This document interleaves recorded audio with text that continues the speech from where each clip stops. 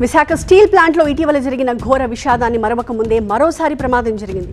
3 రోజుల క్రితం జరిగిన లిక్విడ్ స్టీల్ లాడల్ పేలుడు విషాదం నుంచి కార్మికులు ఇంకా తేరుకోకముందే, వాళ్ళు ఇంకా కోలుకోకముందే ప్లాంట్లో మరొక ప్రమాదం చోటు చేసుకోవడం ఆందోళన పెంచుతోంది. ప్లాంట్ భద్రతా ప్రమాణాలపై కొత్త ప్రశ్నలు లేవనెత్తుతోంది. కార్మికుల్లో భయం, ఆందోళన మరింత ఎక్కువయ్యాయి.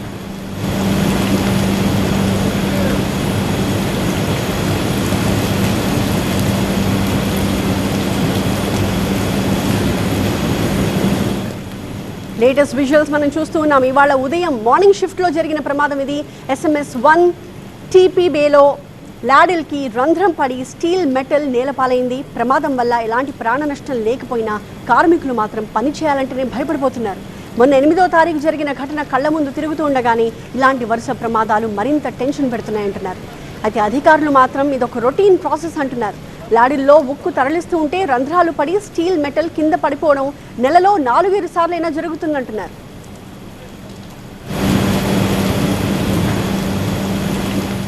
ఇటు ప్రమాదంపై కేంద్రం నియమించిన 3 మెన్ కమిటీ విచారణ కొనసాగుతూనే ఉంది.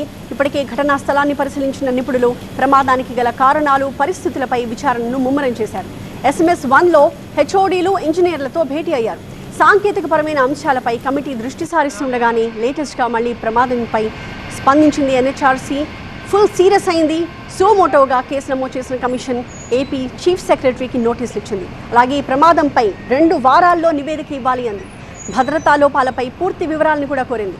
గాయపడిన కార్మికుల పరిస్థితిపై ఆరా తీసిన కమిషన్ పరిహారం చెల్లింపుల వివరాలు సమర్పించాలని ఆదేశించింది. మరోవైపు ప్రమాదాలకు ఫ్యాక్టరీ నిర్వహణ లోపాలే కారణమన్నది ప్రధాన ఆరోపణ. కాలం చెల్లిన మెషినరీని ఇంకా కొనసాగిస్తూ ఉండడం, లాడిల్ లైనింగ్స్ కూడా పాతవే అవ్వడం, లిఫ్టింగ్ మెకానిజం అప్గ్రేడ్ చేయకపోవడం లాంటి కారణాల వల్లే ప్రమాదాలు జరుగుతున్నాయని పలు కార్మిక సంఘాలు ఆరోపిస్తున్నాయి. మొత్తంగా పోలీసులతో పాటు 3 మెన్ కమిటీ విచారణ జరుగుతూ ఉండగానే మళ్లీ ప్రమాదాలు జరుగుతూ ఉండడం టెన్షన్ పెడుతోంది.